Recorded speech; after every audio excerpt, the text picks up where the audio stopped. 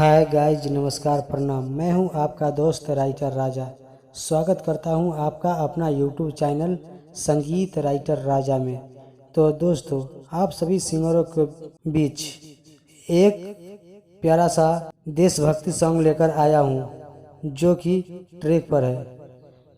तो दोस्तों, मैटर की ओर चलने से पहले आपसे एक छोटा सा रिक्वेस्ट है कि अगर आप हमारे चैनल पर नए हैं तो हमारे चैनल को सब्सक्राइब करें ताकि मैं ऐसा ही सॉन्ग मैटर लेकर आते रहता हूं।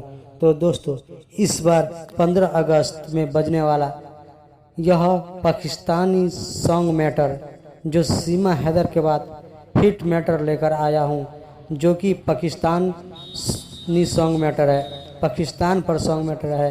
तो दोस्तों, यह किस ट्रैक पर है? आप लोग बोल बम का सॉन्ग सुने होंगे, अब की भोला जी के झंडा सारी दुनिया में फहरी।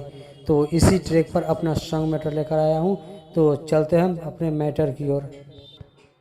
तीन रंग तिरंगा लेके निकली जब सगरी, तीन रंग तिरंगा लेके निकली जब सगरी, तब की भारत माँ के झंडा पाकिस्तान में फहरी, कि अब की भारत माँ के झंडा घर घर में फहरी।